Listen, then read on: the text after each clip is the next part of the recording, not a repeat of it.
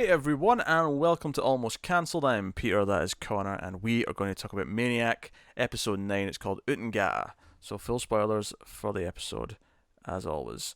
So, penultimate episode, and it seems to be the final one inside the Maniac lab world, whatever you want to call it. Yeah, in the machine. Inception Land, yes. Um, Last one in there, and we have some culminations here. I have to admit, I do have some criticisms about the payoff in this episode. Yeah, I feel like there was so much made and build up to the idea that Gertie was trying to steal Annie, and it was a big cliffhanger last episode that she'd kind of gotten her way, and Annie had agreed to be taken over. And I felt like ultimately in this episode it didn't really amount to that much. It was one conversation with Gertie, and she was allowed to go because she just made her understand, like that quickly. yeah. You kind of have to wonder why did no one else try this? Like, because we were theorizing a lot about, okay, what is Owen going to have to do? Which by the way, that I mean, I guess we could explain this one by Gertie's intentionally resetting things so that he's not still hunting for her and trying to stop her, but Yeah, at the same time, going back to like being in character again, him like forgetting again and being this new character, felt a bit easy. it felt a bit easy. It felt a little bit just like a I don't know, just a regression in the plot when I felt like we'd gotten past that in the last two Yeah, this episodes. might be my least favorite episode. Even though I like the wacky stuff it's doing in the world because, that's Yeah, fun. I mean, It, there's some great moments. That like Annie in this world being a spy, and we finally had a spy one, by the way, just for yes, the but record. he's not the Oh, I mean, he's kind of a spy, but he's not the spy. He's not the spy. Annie's the spy, and she's like taking out like just dozens and dozens of men. Just like doing all this gun So kata style some stuff. great action sequences. Yeah, a lot of long takes, and Owen with that ridiculous Icelandic accent, going, "You are good at guns."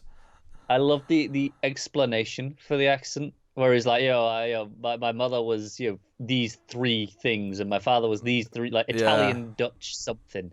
yeah, that was the And it's like father, and that's then why I have the stupid accent. yeah, the mother was mostly like Scandinavian, and then the father Yeah, was mostly Central European. But there was like three different countries in each of them, and it was like that's why I have such a unusual accent. It was like so you could just do any stupid accent, and that gets it away with it because you've just got this I weird mix. think that's what happened. Yeah, They went on set, it's like, you do an Icelandic accent. And he goes, what the hell does an Icelandic accent sound like? And he went, just do a stupid accent. We'll write it in. It's fine. yeah. No, I mean there's some fun stuff there, like and the plot that he found an alien and then he's on trial because the alien got killed. It felt like okay, this is relating to the owl story, or not the owl story. I keep saying I did that last a couple of episodes ago. The hawk. It was relating to the hawk. He found the hawk and it ended up dead, right? And he Yeah. feels responsible. I can see how this relates to that. And he accidentally electrocuted the alien, so he feels guilty. I will criticize that the alien's name is Ernie, and in his weird accent, I thought he was saying Annie.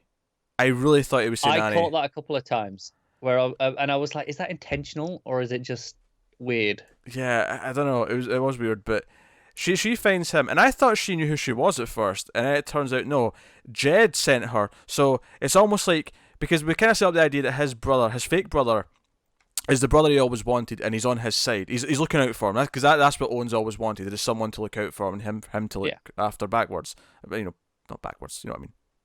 In return, right? And the idea being that he subconsciously knew, so he sent Annie as the operative to try and wake him up, which he did. And I like that when she pulled out the fake made up device in his body, it turned to popcorn. That was like a nice callback to like episode It one. was nice. Yeah. And that's when he realizes, and then Annie realizes sometime after when they go down to the other area, and like it was okay so far, so good. What we're doing here, but from there she just goes to speak to Gertie, and it's like she has this like touching goodbye with her sister, and Gertie sees it, and for a dramatic final point, this makes sense to me that Annie has to accept that her sister's gone and say goodbye, and Gertie sees this and understands that Yeah. she has to say goodbye to Robert, and that's fine. That is exactly the final point she should be making. It felt weird to just get to it so quickly when it felt like we spent two episodes building up the idea that Annie's going to be taken and might need to be saved in some way. Yeah. Yeah. And I guess it's nice that she didn't just need to be saved, right? Oh yeah, I mean, I don't know if I ever expected to actually like that be the end result, if you will. Like I I expected, think, like he do you would know what the try and problem save is? her or whatever, and Yeah, I think the problem is the whole concept of the series has been these two trying to help each other and make each other better.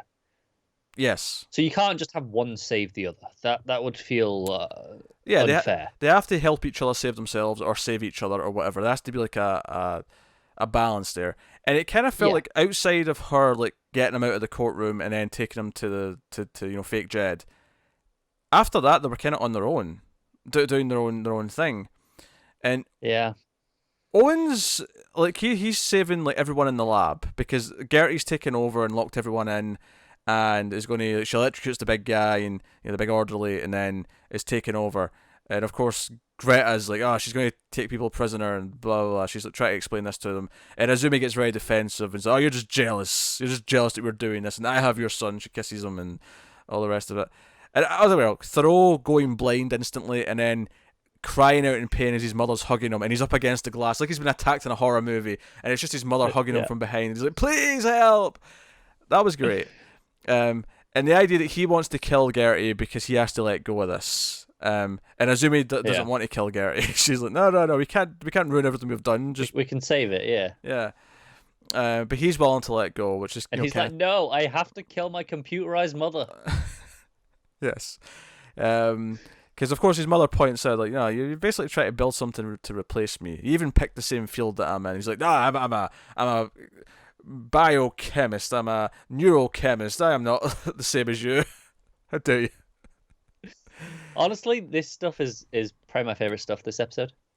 Yeah, Just because it was fun. In fact, the one, obviously back at the start of the show, we were talking about if the real world that we thought was the real world was actually already a simulation. The one line in this that was kind of hinting at that, in a jokey way, I don't think it's serious, but when he's talking about, when he first got when he first decided to do what he was doing, or his degree or whatever, he said, the only thing you could think to say to me, mother, was, your happiness is an illusion. And I thought, okay, illusion, alright. Yeah, I neat. got that. But I do think that's more just hey, some of you might have been thinking about this, so here's like a little nod about the possibility, even though it's not really what's going. I think we're too far down the hole for that to be the case now. Yeah. So yeah, Annie and Owen's things feeling so separate. I mean, I get the argument that they had to like solve their own things themselves once, but I don't think the first half of the episode was enough of them being there for each other. It didn't all it really felt like is they just woke up, and once they both woke up and realized who they were off in their own way. It wasn't really like anything they had to do for each other beyond that. And that felt like a bit of a letdown compared to what I felt that was like the only thing they needed to do really was wake each other up, like make each other aware.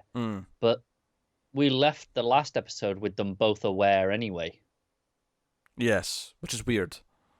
Yeah, we were already there, so it's just we'll do it again. So that was a bit strange. So unfortunately, this is a kind of a disappointing episode overall. Even though there's individual moments in it I like with the gunfights and it's fun and that stuff. And the whole alien story is bizarre and amusingly just creative. Yeah, no, it's good. And then of everything in the lab, I pretty much loved it.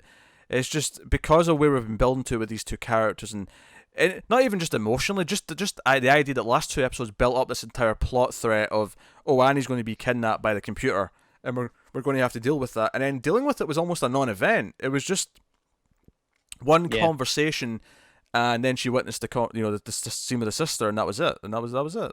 And of course, Annie admits that she didn't want her sister to leave, and she finally gets that off her chest, and Owen saves the day, and I don't know, obviously, I'm hopeful the final episode will wrap this up better and we can see what we do from here. But I'm a little disappointed on how it's paid off some of the stuff that's been building to, which is a shame because I think that affects the overall quality a bit more than say other things that may have gotten wrong towards the end. No, I do. The payoff is one of the most important things for a show.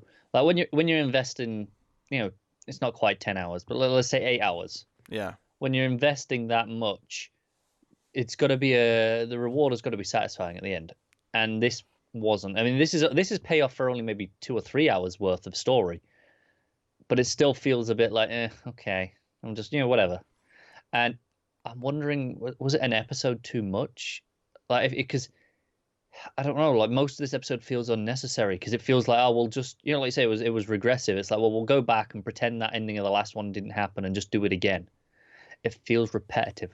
It does. And that'd be okay if it was earlier in the season, and then we set up this idea that Gertie keeps putting them in new simulations, and every time they have to like wake up in a different way, and they get quicker at it, they get better at it, or something. Like if that was like your kind of that's formula. not what the show is. It's not. No, like that has just been introduced here.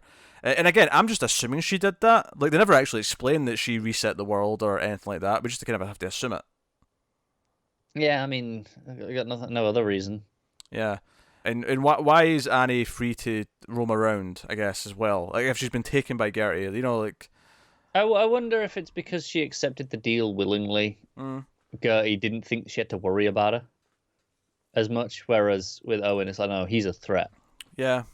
It's not a terrible episode by any means, but I do think it squanders some of the build-up, because so much this season, and I think the emotional core in the heart of this show is how they've been kind of bonding and how the pair of them are going to try and help each other in some way, and maybe it was never going to happen exactly the way we thought it was going to happen, and that's okay, but this just doesn't feel like it pays it off at all. It feels like it just ended. And I think that's the problem, is this isn't a bad episode on its own. When you watch it, it's pretty enjoyable. There's a lot of good stuff in there. It's still excellently directed. All the usual stuff. The music ramping up as the emotional goodbyes happening while he's solving the Rubik's Cube. Like, it's a great, well-directed sequence. It's good stuff. Right. It's a good episode individually, but for the 9th episode out of 10, where it's meant to be paying off these things now, it's underwhelming. Yeah. So that's unfortunate. But we'll see how episode 10 is. We're hoping to get to that tomorrow, and we'll see if it does something after this in the real world that maybe makes it work better. Maybe with Annie and Owen reflecting and actually try to think about what they've went through will make the payoff work. There's something to be said that could be nice in that. Okay, no, it takes them doing it in the real world to finally for it to stick. Yeah, you could do something with that, and yeah, don't know. But we'll see. I mean, like I said, the acting as per usual was fun. Emma Stone was doing an accent as well. She was doing the southern kind of. Again, we're back to her doing a good accent. It sounds better. Well, notably, it's the British accent she struggles with. It's the various American accents she can tackle. She can nail those, but that British accent. Yeah. Yeah, like I say, I think the actually one little touch that I liked was when Jed was setting him up to like do the Rubik's Cube. He just like, hey, take this off, and he pulls off the wig as if it was a wig the whole time. And he's like, huh? Yeah. That wasn't my real hair. That was fun. Yeah. That was a little touch. He's like, he had no idea. Yeah, just the idea that his brother's like, oh, maybe I was maybe you created me in your head to get you to this moment, so that you could achieve this.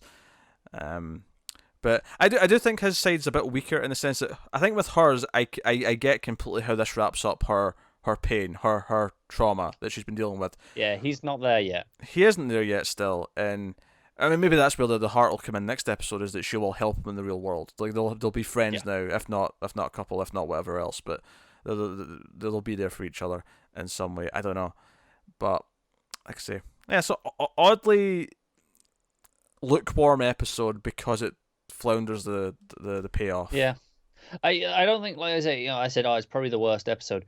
Objectively, it's not like a bad episode. Like I said, I don't think the quality individually is any worse than other episodes. It's just because it feels disappointing with the payoff that it struggles. Yeah, I really hope we go out on a high, because I've been enjoying the show for the most part, and I want to go out positive. I don't want this to be another show where we get to the end and go, kind of didn't stick the landing. They did answer though. Gertie can speak through the computer. Like she tries to beg them to not kill her when Mantle Ray's so that wasn't a hallucination. Yeah, he's going to pull the plug. Yeah. His whole blind thing was kind of funny. He was making people like take him around and take him to the lab. Well, if you won't do it, I can't see. Do it myself. And his mother's there being like, oh, don't be so dramatic. He's like, no, literally, I've gone blind. And then it gets cured just as quickly. 10 minutes later. Thero's it's not insanity that I'm looking for, just ridiculousness in this show has been delightful. He can do that very well. He's a versatile actor.